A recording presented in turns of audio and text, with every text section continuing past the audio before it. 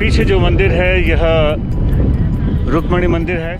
हम सभी जानते हैं कि रुक्मिणी जी माँ लक्ष्मी एवं श्री कृष्ण विष्णु के अवतार थे। रुक्मिणी जी विदर्भ की राजकुमारी थीं एवं कृष्ण की वीरता से इतना प्रभावित थीं कि एक बार भी उनसे मिले बिना मन ही मन उनको पति स्वीकार कर चुकी थीं। रुक्मिणी जी ने भगवान कृष्ण को एक पत्र लिखकर उनको आने और उन्हें ले जाने का आग्रह किया। कहते हैं कि यह विश्व का पहला प्रेम पत्र था। कृष्ण रुक्मिणी जी के प्यार को स्वीकार कर लेते हैं और एक संक्षिप्त लड़ाई के बाद रुक्मिणी जी को माधोपुर ले जाकर शादी कर लेते हैं। शादी के बाद भगवान कृष्ण और रुक्मिणी जी द्वारका में रहने लगे।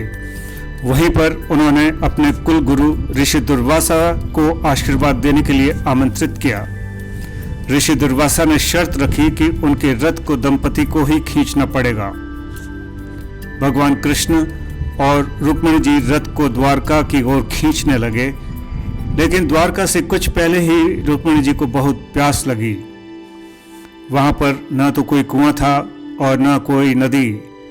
ऐसे में श्री कृष्ण ने अपने दाहिने पैर के अंगूठे से पृथ्वी को हल्के से धकेल दिया और गंगा की धारा वहां निकल आई। अब रुक्मिणी जी के लिए पवित्र जल उपलब्ध था। जब ग्रहण करने के लिए रुक्मिणी जी आई वहाँ पर, तो वो भूल गई कि ऋषि दुर्वासा से उनको अनुमति लेनी चाहिए या जल उनको भी पिलाना चाहिए। तो इससे गुस्सा होकर ऋषि दुर्वासा ने उनको श्राप दिया कि तुम 12 वर्ष तक कृष्ण से दूर रहोगी और इस स्थान पर ना तो कभी पानी होगा, ना कोई पेड़ होंगे, पौधे होंगे, यानी डेजर्ट होगा। और उसके बाद ये मंदिर बनाया गया और 12 वर्ष तक रुक्मिणी जी ने यहाँ पर तपस्या की, इसलिए इसको पवित्र स्थान माना जाता है। और ऐसा कहा जाता है कि द्वारकाधीश के दर्शन करने के पश्चात यहाँ के दर्शन अवश्य करने चाहिए। मंदिर करीब 2500 साल पुराना है, लेकिन वर्तमान मंदिर करीब 12वीं शताब्दी के आसपास बनाया गया था। रुक्मिणी मंदिर निश्चित रूप से द्वारकाधीश मंदिर जितना विशाल नहीं है और न ही मंदिर के अंदर होने वाले अनुष्ठान मुख्य मंदिर जितने विस्तृत हैं, लेकिन इस हेरिटेज साइट की वास्तुकला भव्य लगती है। इसकी शिल्पकारी की बारीकियां आपको आकर्षित करती हैं। बहुत ही अधिक कलात्मक है यह मंदिर।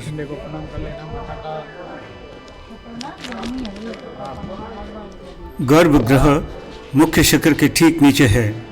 अधिकतर मंदिरों के विपरीत यहाँ परिक्रमा पथ बाहरी दीवारों के चारों ओर है।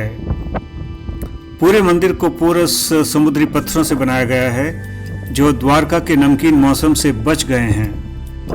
कुछ विकृतियां हुई हैं, लेकिन कुल मिलाकर इसकी नक्काशी की सुंदरता अभी भी बनी हुई है।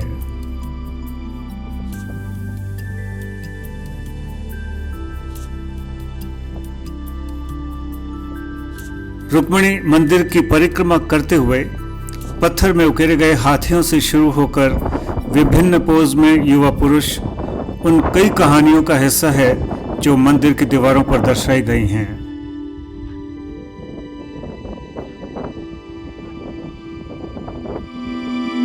हम एक और 4 भुजाओं वाली रुक्मिणी जी की मूर्ति देख सकते हैं। एक भुजा में शंख और दूसरे में गदा, कमल और चक्र। रुक्मिणी मंदिर द्वारका शहर से करीब 3 किलोमीटर दूर है। ये आप सामने समुद्र का पानी देख सकते हैं, लेकिन यहाँ पे कोई ताज़ा पानी के कोई स्रोत नहीं है और पूरा इलाका बहुत ही ड्राई है, यानी कि रेगिस्तानी है। आप जब मंदिर की परिक्रमा करते हैं तो वहाँ पर दीवारों पर वृत्ताकार जालीदार खिड़कियाँ देख सकते हैं, जो कि प्राकृतिक प्रकाश को आंतरिक गर्भगृह में जाने देती है। मंदिर के भीतर फोटोग्राफी अलाउड नहीं है, लेकिन गर्भगृह में एक केंद्रीय स्थान है जहाँ पर कृष्ण और रुक्मिणी जी की मूर्तियाँ रखी हुई हैं। बाहरी की तुलना में अंदरूनी काफ़ी सरल है और दीवारों पर रुक्मिणी जी के जीवन के विभिन्न प्रसंगों के चित्र हैं। मंदिर के पुजारी कई कथाओं का पाठ करते हैं और प्रसाद के रूप में जल चढ़ाते हैं। आप यहाँ पर भेंट स्वरूप जल हेतु दान भी दे सकते हैं। मंदिर के अस्तित्व की कहानी सीधे तौर पर पानी से जुड़ी है और इसीलिए यहाँ पानी को बहुत पवित्र माना जाता है। आप यहाँ आएं तो मात्र मंदिर को देखकर चले ना जाएं। इसकी वास्तुकला, इसका आर्किटेक्चर, इस पे बने हुए मूर्ति, उन सब को देखें और सराहें, तभी सार्थकता है यहाँ आने की।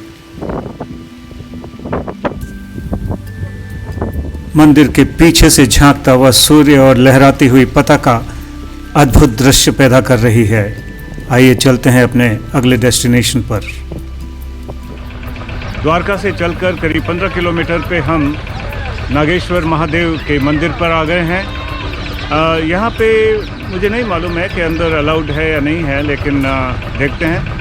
यदि अंदर अलाउड है तब मैं आपको अंदर के दृश्य दिखाता हूँ। सामने हम शिव जी की प्रतिमा देख सकते हैं और उसके बगल में एक प्रवेश द्वार है और जैसे ही हम दाईं तरफ देखते हैं तो वहाँ एक और द्वार दिखता है और भव्य मंदिर का पहला दर्शन।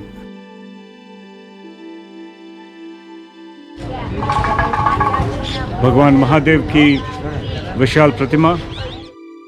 नागेश्वर महादेव की यह प्रतिमा करीब 82 फीट ऊंची है।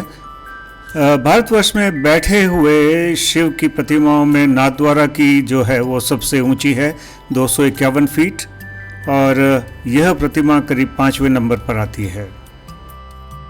क्योंकि हम 12 पवित्र ज्योतिर्लिंगों में से एक के दर्शन करने आए हैं, अतः हम जानना चाहेंगे कि किस तरीके से ज्योतिर्लिंगों की उत्पत्ति हुई। एक कथा है जिसमें कहा गया है कि भगवान विष्णु और भगवान ब्रह्मा का झगड़ा हुआ कि कौन उनमें श्रेष्ठ है। तर्क को समाप्त करने के लिए भगवान शिव ने दिव्य प्रकाश की एक अनंत किरण का स्तंभ बनाया जो कि तीनों लोकों में फैला हुआ था। भगवान शिव ने विष्णु और ब्रह्मा को उस प्रकाश स्तंभ के अंत को खोजने को कहा। भगवान विष्णु उस स्तंभ के अंत को पाने के लिए नीचे की ओर गए और ब्रह्मा जी ऊपर की ओर गए। दोनों में से कोई भी इस प्रकाश स्तंभ को पाने में सफल नहीं हो सका। इसके बाद भगवान विष्णु ने तो अपनी हार मान ली, लेकिन ब्रह्मा जी ने असत्य कहा कि उन्हें अंत मिल गया है, इसलिए मैं श्रेष्ठ हूँ। इससे भगवान शिव नाराज हो गए और उन्होंने श्राप दिया कि ब्रह्मांड के निर्माता होने के बावजूद भी आपकी पूजा कभी नहीं की जाएगी। इसके बाद जब प्रकाश स्तंभ ठंडा हो गया तब वह विभिन्न स्थानों पर छोटे लिंगों के रूप में प्रकट हुआ। क्योंकि यह स्वयं भगवान शिव की रचना है, अतः जहाँ जहाँ यह प्रकट हुए अब पवित्र ज्योतिर्लिंग के रूप में उन्हें पूजा जाता है, जो कि संख्या में 12 हैं और भारतवर्ष के विभिन्न हिस्सों में देखे जा सकते हैं। आइए मंदिर की तरफ चलते हैं। मंदिर आप जैसा देख सकते हैं गेरुआ रंग का है और एक भव्य बिल्डिंग है यह।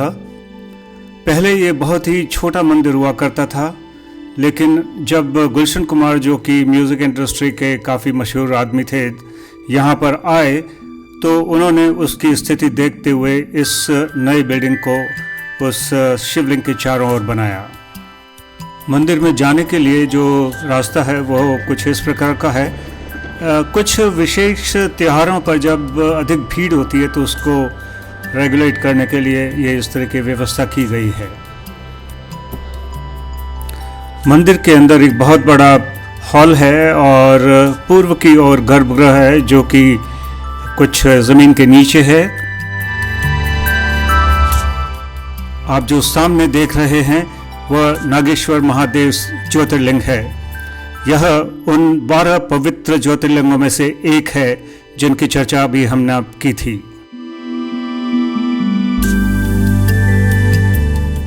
जो ज्योतिर्लिंग है उसका मुख दक्षिण की ओर है, जबकि उसका गौमुख यानी कि जो यहाँ से दूध और पानी उस पर चढ़ाया जाता है वो पीछे की ओर यानी पूर्व की ओर जाता है।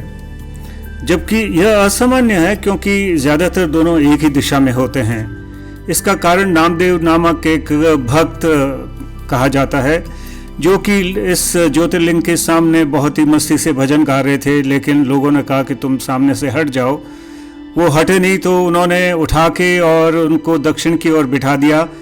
और आश्चर्य की बात यह है कि इसके साथ ही ज्योतिर्लिंग का मुंह जो है वो भी दक्षिण की ओर चला गया और तब से यह दक्षिण की ओर ही है। नागेश्वर ज्योतिर्लिंग को त्रिमुखी रुद्राक्ष कहा जाता है। इस प्रकार के 3 मुखी रुद्राक्ष बहुत ही शक्तिशाली माने जाते हैं। आप सामने देख सकते हैं कि लिंग के साथ ही मंदिर में देवी नागेश्वरी या माता पार्वती की एक मूर्ति है जो पीछे की ओर है। इस क्षेत्र में भगवान को नागेश्वर और माता पार्वती को नागेश्वरी के रूप में जाना जाता है।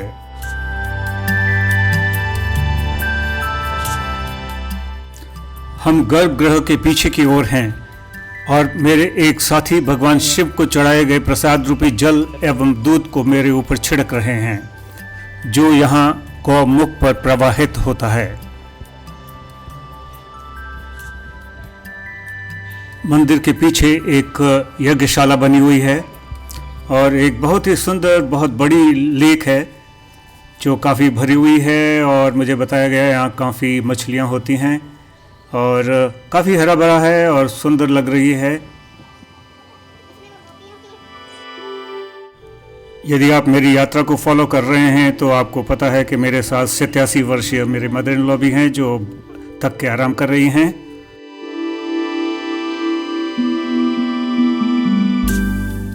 मंदिर परिसर का वातावरण चाहे कैसा भी हो, नागेश्वर ज्योतिर्लिंग की शक्ति आपको शांति प्रदान करती है और प्रभु शिव की दयामयी आंखों के आशीर्वाद से आप धन्य हो जाते हैं।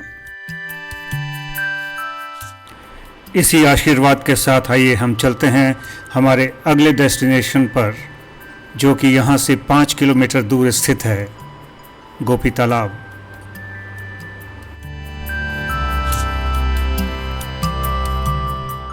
तालाब के रास्ते में कई मंदिर बने हैं। इन मंदिरों में कृष्ण और गोपियों की रास लीला की झांकियां सजाई गई हैं। कई मंदिरों में भव्य प्रदर्शनियां भी हैं। सभी मंदिरों के पुजारी मंदिरों को असली और अति प्राचीन होने का दावा करते हैं, जैसा कि आप बाहर बोर्ड्स पे भी लिखा हुआ देख सकते हैं। एक जगह तैरते हुए पत्थर का भी वर्णन है।